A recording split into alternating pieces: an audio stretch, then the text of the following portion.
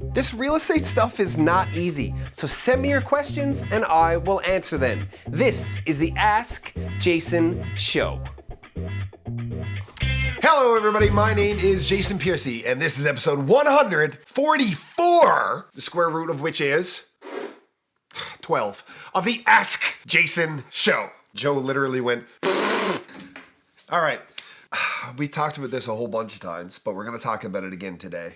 Home inspections. But here's where I'm going with this. There's a big problem with the board ratified home inspection document that is a part of all of our agreements of purchase and sale in the province of Newfoundland and Labrador. It's the form is called the Home Inspection Report Addendum. And it's the one that says, can we do a home inspection? We'll do it by this time, and then we'll let you know by this time whether or not we have problems with the house, and then we can negotiate what to do about that. And both parties sign it. The issue with it is a home inspection is meant to be a way for you to capture information about the current state of the property's mechanical, electrical, life safety, and structural issues. It's meant for that. Those are the only topics under which a home inspector can point something out and a buyer have an actual leg to stand on in asking for remedy, for repair, for price, or to kill the deal and walk away. The problem lies in a couple of places. One, it's their job to service the real estate industry, but also other industries when it comes to home inspection stuff. But they're not regulated by any of our governing bodies. They're actually not regulated by any governing body other than the one that they work for themselves if it's a franchise. But they all need errors and omissions insurance. And in order for them to keep their errors and omissions insurance, they need to inspect everything. And I need to give you information about all of these different things in the property that are important for you to know, yes, but they have no bearing on the purpose of a home inspection report addendum when it comes to buying and selling, trading, real estate. It's entirely irrelevant. There's only those 4 categories. Everything else doesn't matter. None of it. Even if like the roof is 15 years old and it has a 15-year life expectancy, but it doesn't leak. It's not damaged, it's just old. Or a water heater.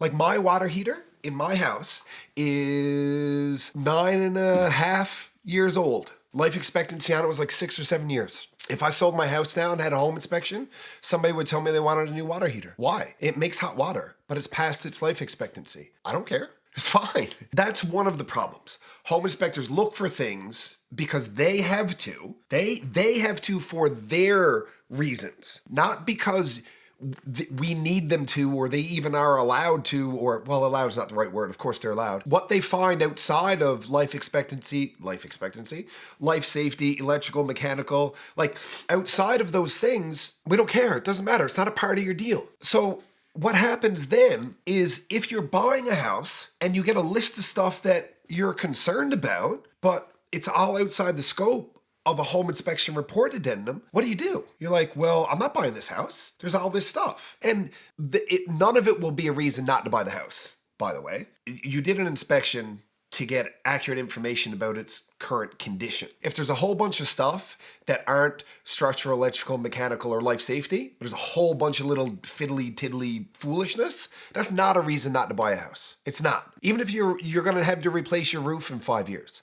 Everybody who buys a house will have to replace their roof. Everybody. It's just a matter of when. So you budget for that. That's a part of home ownership. But you have all of these things now that make you want to walk away from a deal because you feel like you're in over your head. But the way the home inspection report addendum is written, you can't walk away because there's a clause in there that says that if the seller is willing to rectify all legitimate deficiencies, then you have a deal. That's it. In a good workmanlike manner, blah, blah, blah. There's legal jargon in there. But if there are no deficiencies that fall under one of those actual deficiency categories, and there's a boatload of other ones, and you want to walk away because of the boatload of other ones, you can't because there's no real ones. So that's a problem with the documentation that we use. Here is the way that us at the Ask team handle this when we represent sellers. For one, we pre-inspect all of our homes just because the seller knows ahead of time what they're getting into and we can look after things.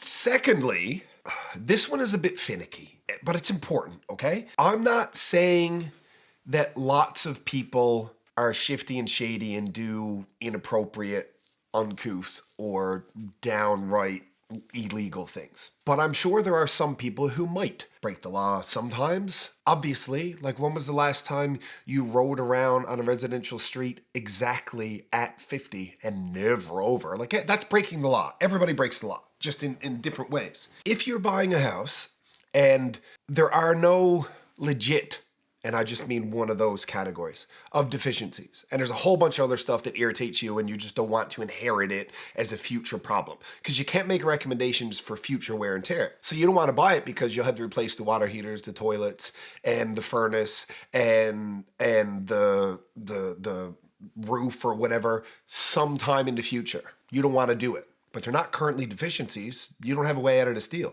But maybe you don't have your finance letter in yet. And maybe you can be declined on your financing. Maybe you can go take out a line of credit for 50 grand. Now your debt service ratios don't work and you can walk away from the deal on financing and then just like close your line of credit.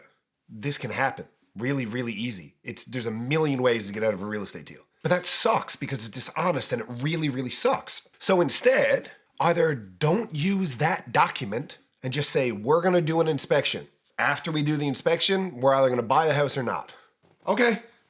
As long as you're honest up front. Like I would rather do that than go through that other foolishness where I gotta try and explain to a buyer's agent that they didn't actually understand the document they used. No. None of those are legit. You're still buying the house. No, but we don't want to because it's non-satisfactory. Show me where on the paper that's the thing. It's not Joe, you know, right? So what we do at the Ask team to prevent this on our listings is they're all pre-inspected, but also anybody who writes an offer to buy one of our listings, your finance deadline will always be before your home inspection deadline. Because I'm not gonna let people walk away from something just because it's not what they thought, because their agent didn't explain to them what a home inspection is for. They're going to explain to them why. It's not another reason. It's not something else to negotiate on. It's not a reason to walk away from something. If you wanted a reason to walk away, why did you write an offer to begin with? Like that it makes no sense. You got cold feet. Cool. I got cold feet too. Before my wedding, actually, I'm divorced, so maybe there's something to cold feet. Anyway, I didn't really help my case there. But I think you know what I'm saying. We're going to firm up the financing before their inspection because we're not going to use that as an excuse to walk away. And Joe, I don't know if you're going to include it, but you should. Joe just did one of these. That means stop. I want to direct, which is literally what he's doing. He said, plus, that's way better for the buyer because then they're not going to spend $500 on an inspection on a house that they're not going to buy. Which, by the way, Joe, this is how long it's been since he's been out selling houses. $500 won't get you a good inspection anymore. It's going to cost a little bit more money now. Inflation, brother. I don't know. But anyway, so yeah, home inspections aren't reasons to walk away from deals. If that's why you want a home inspection, just in case, so you can walk away, don't buy that house. But that's kind of binary, right? Like, am I missing anything there? No, I don't think so. And your home inspection is to find out what you're getting into. If there's real legit deficiencies, negotiate them or walk away. Maybe there's some massive structural issue. Maybe the place is chock full of asbestos and there's oil like seeping from the ground into your house and you're all going to die a horrible death. Then sure, walk away. Home inspections are important, get them, but understand why you're getting them. It's not to kill a deal and it's not to get a discount. It's to understand what you're buying. Same reason you have to do a motor vehicle inspection when you buy a car. Is it safe? Yes. Oh, well, I found a couple of dents that I didn't know were there when we did the motor. Shut up! I don't care. That's not what it's for. It's the same thing. All right, that's enough of this. I'm getting wound up and I'm warm and I'm itchy inside my mouth, which is really weird. Starting to sweat. I gotta take some stuff off. All right, thank you very much for watching this episode of the Ask Jason Show. I can tell that my health is starting to sneak back because despite the fact that, like, literally all of this hurts all of the time, it's true, I still get fired up. Passion is still there. That's good. Do you remember that show? Passions? Do you remember Passions? Wow. Yeah, that was a terrible show. Maybe it's still on. I have no idea. Anyway, thank you for watching, and we'll see you next time. The Ask Jason Show exists so that you can get good real estate related information from a resource that you can trust. Now, speaking of resources you can trust, here's a couple I would trust to work with my mom. Because good enough for mom, I mean, good enough for you.